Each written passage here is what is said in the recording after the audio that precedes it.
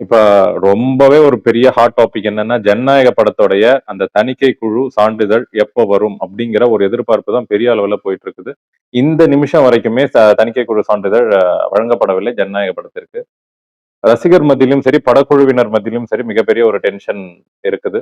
தளபதி இது முன்னாடியே கணிச்சிருப்பாருங்கிறது தான் என்னோட இது. ஏன்னா, ஆடியோ லான்ச்லயே பாத்தீங்கன்னா, அ ஒரு ஒரு ஒரு ஏரியால சொல்லியிருப்பாரு.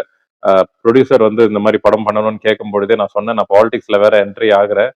இந்த மாரி நேரத்துல இந்த மாரியான சிக்கல்கள்லாம் உங்களுக்கு நெறைய வரும். இதெல்லாம் பரவாயில்லையா? ஓகேவா?" அப்படின்றத அப்பவே யூகித்து கேட்டவர் தான் நம்ம தலைவர் தளபதி அவர்கள். அப்ப அந்த அளவுக்கு அவர் வந்து இந்த மாரியான பிரச்சனைகள்லாம் வரும் அப்படிங்கிறத எதிர்கொண்டு தான் இருந்தார். வரத்துக்கு வாய்ப்பு இருக்குங்கிறதெல்லாம் ரொம்பவே கவனமா தான் இருந்தார். இத்தன வருஷம் 30 வருஷம் சினிமால இருந்திருக்கிறார். அப்போ அவருக்கு எந்த மாரியான பிரச்சனைகள்லாம் இதெல்லாம் பார்த்திருப்பார். அப்போ அவருடைய கெஸ் கரெக்ட்டா தான் இருக்கு. அதே மாரி அவருடைய படத்திற்கு இப்பொழுது அந்த போட்டி. இதுல அரசியலுடைய பின்புலம் இருக்குமானா கண்டிப்பா இருக்கும். இப்ப தணிக்கை குழு சான்றிதழ் பார்த்தீங்கன்னா, கடந்த மாதம் வந்து 19ஆம் தேதியே விண்ணப்பிச்சதா ஒரு அறிக்கை இருக்கு. அப்போ 19ஆம் தேதி நீங்க வந்து சர்டிபிகேட்டுக்காக சப்மிட் பண்ணியிருக்காங்கன்னா, அப்போ இது நாள் வரைக்கும் ஏன் குடுக்கப்படல? பொதுவா பார்த்தீங்கன்னா, 1 வாரத்துல இருந்து 10 நாளைக்குள்ளவே சர்டிபிகேட்லாம் குடுத்துருவாங்க. அப்போ இந்த படத்துக்கு குடுக்காததுக்கான காரணம் என்ன? பொதுவான காரணங்கள் என்ன இருக்கும்? படத்துல சில சீன்ஸோ, சில டயலாக்ஸோ சரியில்ல அப்டின்னா, அதை திரும்ப படக்குழுவுக்கு அனுப்பி அத சரி செய்ய சொல்லுவாங்க. இல்ல வெட்டி அத தூக்கி எறிய சொல்லுவாங்க. இல்ல அத மறைக்கிறதோ, இல்ல அந்த மாரியான விஷயங்கள் செய்வாங்க. அப்போ அந்த மாரி நடந்திருக்கு இதுலயும். அத சொல்லி ஒரு 3 நாள்லயே இவங்க படக்குழுவினர் திரும்பவுமே அத வந்து விண்ணப்பம் பண்ணியிருக்காங்க. அப்படி பண்ணி அதன் பிறகு பார்த்தீங்கன்னா, கிட்டத்தட்ட 15 நாட்கள் ஆகுறது. இதுவரைக்குமே எந்த ஒரு இன்ஃபர்மேஷனும் அந்த சென்சார் போர்டு கிட்ட இருந்தும் வரல. சர்டிபிகேட்டும் வரல. படக்குழுவினருக்கு எந்த தகவலும் வரல. அப்படியே ஹோல்ட்ல இருக்கு. எந்த ஒரு இதுவுமே வரலன்னா, எப்படி இவர்கள் படத்த வெளியிட முடியும்? இப்பவே பார்த்தீங்கன்னா, கிட்டத்தட்ட 5,00,00,000 ரூபாய்க்கு வந்து புக் ஆயிடுச்சு. இப்போ அட்வான்ஸ் புக்கிங் எல்லாம் நம்ம வந்து இப்போ ரிலீஸ் பண்ணி விடணும். இப்போ படம் இதுக்கான எல்லா வேலைகளும் ரசிகர்கள் தயாரா வச்சுட்டு இருக்காங்க. எல்லா ஏற்பாடுகளும் செஞ்சுட்டாங்க. அங்கங்க போஸ்டர்ஸ் ஒட்ட ஆரம்பிச்சுட்டாங்க. விளம்பரம் செய்ய ஆரம்பிச்சுட்டாங்க. அப்போ இதை குறிப்பிட்ட நேரத்துக்குள்ள நம்ம விடலன்னா மிகப்பெரிய ஒரு நஷ்டத்தை ஏற்படுத்தும். தயாரிப்பாளருக்கு, படக்குழுவினருக்கு பல பல தொழில்நுட்ப கலைஞர்கள் அதுல வேலை பார்த்திருக்காங்க. பல பேருக்கு சம்பளங்கள் வழங்கப்பட வேண்டும். நெறைய விஷயங்கள் அதுல இருக்கு. அப்ப இவ்வளவு தூரம் செய்றாங்க அப்படின்னா, அப்ப அந்த தணிக்கை குழு அரசியல் அழுத்தத்தின் காரணமாக இத செய்தாங்கிறத நாம பார்க்கணும். வாய்ப்பு இருக்கான்னா, வாய்ப்பு இருக்கு. இல்லன்னுலாம் சொல்லவே முடியாது. ஒரு தணிக்கை குழுக்கும், தளபதி படத்துக்கும் எந்த ஒரு நேரடி சம்பந்தமோ, போட்டியோ அங்க பிரச்சனையோ வரப்போறதில்ல. அப்ப பின்புலத்துல இருந்து இயக்கக்கூடியவர்கள் யார்? யார் அழுத்தம் குடுக்கக்கூடியவர்கள்? அரசியல் கட்சிகள். எந்த அரசியல் கட்சி இருக்குது? ஒண்ணு மாநிலத்துல அதிகாரத்துல இருக்கக்கூடிய அரசியல் கட்சிகள். இன்னொன்னு மத்தியில இருக்கக்கூடிய அரசியல் கட்சிகள். மாநிலத்துல இருக்கக்கூடிய அரசியல் கட்சி போய் மத்தியில இருக்கக்கூடிய இந்த சென்சார் போர்டு, இந்த தணிக்கை குழுவ போயிட்டு நம்ம போய் வற்புறுத்த முடியுமானா முடியாதுதான். ஆனா நேரடியா முடியாதை தவிர்த்து, இவர்கள் யாருடனும் கூட்டு சேர்ந்து மத்தியில இருக்கக்கூடிய அமைச்சர்கள்ட்டயோ இல்லைன்னா இத வந்து மறைமுக ஒரு கூட்டணி வைத்திருக்கிறதாக அடிக்கடி தளபதி சொல்ற மாதிரி அதனுடைய செல்வாக்குலயோ நீங்க போய் சொன்னா அது நடக்கும் தான். ஏன்னா மத்திய அரசுக்கும் இதுல ஒரு லாபம் இருக்குல்ல. இங்கு தளபதி அவர்கள் வாக்குகளை பிரித்தால், தளபதி அவர்களுக்கு வாக்குகள் அதிகம் விழுந்தால், அது திமுகவுக்கு மட்டும் இல்ல பாஜகவும் தமிழகத்தில் கால் ஊனும் அப்படிங்கிற அந்த கனவை மறந்துட வேண்டியதான். அது இருப்பதால் தான் பாஜகவும் இதுல திமுகவுடன் கை கோர்த்து இதை செய்யுதா அப்படிங்கிற ஒரு எண்ணம் இருக்கு. ஒரு ஒரு சந்தேகம் வருது.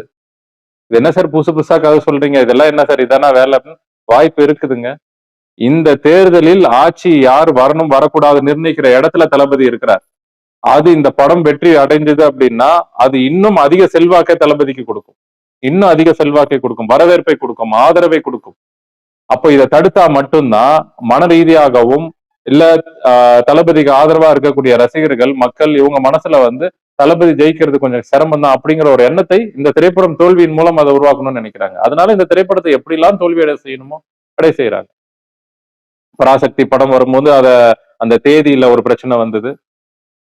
அதுல சிவகார்த்திகேயன் அவர்களை முன்னிறுத்தி பின்னாடி எல்லா வேலையும் பார்த்தது திமுகவுடைய ஆதரவுடன்.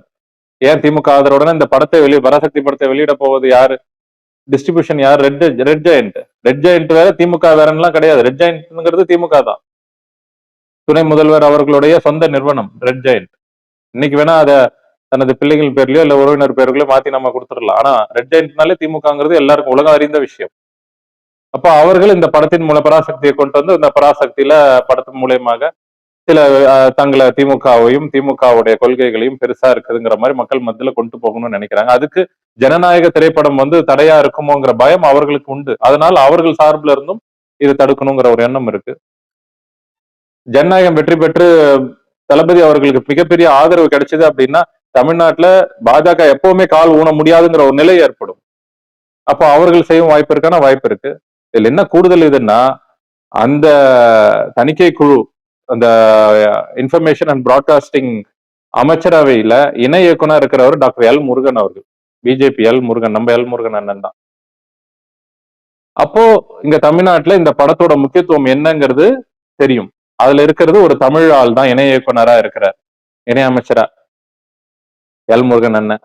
அப்போ அவருக்கு தளபதி படம் எந்த அளவுக்கு ஒரு இம்பாக்ட் ஏற்படுத்தும், எந்த அளவுக்கு ஒரு தாக்கத்தை உண்டாக்கும், எந்த அளவுக்கு மக்கள் மனசுல அது கொண்டு சேர்க்கும், எந்த அளவுக்கு மக்களுடைய ஆதரவை பெறும்ங்கிறது கண்டிப்பா தெரியுமா?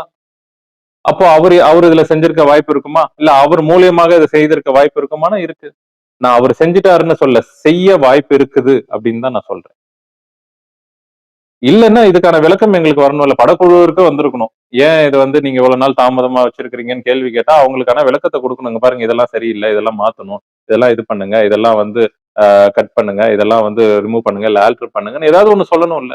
15 நாட்களாக எதுவுமே சொல்லல. ஆரம்பத்துல சப்மிட் பண்ணும்போது நீங்க சொல்றீங்க, அதை இவங்க மாத்தி சீரமைச்சு கொடுக்குறாங்க. திரும்ப வந்து அதுக்கப்புறம் எந்த தகவலும் இல்லை, இப்போ வரைக்கும் சான்றிதழ் வரல. அப்ப இது எந்த மாதிரியான விஷயங்களை நம்ம எடுத்துக்க முடியும்? அப்ப திட்டமிட்டு இந்த ஜனநாயகன் திரைப்படத்தை நிறுத்த வேண்டும் அப்படின்றது தானே இப்போ நோக்கமா இருக்குது. அப்போ இதுல அரசியல் தலையீடு இருக்கு. தளபதி அவர்களை இந்த படத்தை தோல்வியடைவதன் மூலம் இந்த தேர்தலிலும் இந்த அரசியலிலும் தோல்வியடைய செய்யலாம்ங்கிற ஒரு ஒரு கெட்ட எண்ணம் இருக்கு. அப்போ அது யாருங்கிறத மக்கள் தெரிந்து கொள்வார்கள். நிச்சயமாக ஜனநாயகம் வெற்றி பெறும். இப்போ நீதிமன்றத்துக்கு தான் அடுத்த வழி. இப்ப இருக்கிற நமக்கு இருக்கிற ஒரே ஆப்ஷன் இப்ப நீதிமன்றம் போய் தான் நம்ம இதை வந்து சரி பண்ண முடியும். இப்ப நீதிமன்றத்துக்கு போனோம்னா நாளைக்குள்ள நமக்கான தீர்ப்பு வரணும். வந்தா மட்டும்தான் திட்டமிட்டபடி 9ஆம் தேதிக்குள்ள நாம ரிலீஸ் பண்ண முடியும். வெற்றிகரமாக இந்த படம் ரிலீஸ் ஆகணும்ன்றது இறைவனை நானும் வேண்டிக்கிறேன். எல்லாருடைய ஆதரவோட இந்த படம் மிகப்பெரிய வெற்றி அடையும். இவங்க எவ்வளவுக்கு எவ்வளவு அழுத்தணும்னு நினைக்கிறாங்களோ அவ்வளவுக்கு அவ்வளவு ஜனநாயக படமும் தளபதி அவர்களும் இன்னும் எரிமலை போல வெடித்து அந்த அளவுக்கு இவங்க வந்து பெரிய அளவுல வருவாங்க வெளியில. அதனால ரசிகர்களும் மக்களும் நிச்சயமாக ஜனநாயக திரைப்படத்திற்கு மிகப்பெரிய ஆதரவை கொடுக்கணும். அதன் மூலம் தளபதி அவர்களுக்கும் மிகப்பெரிய ஒரு வெற்றியை நம்ம பெற்று தரணும்.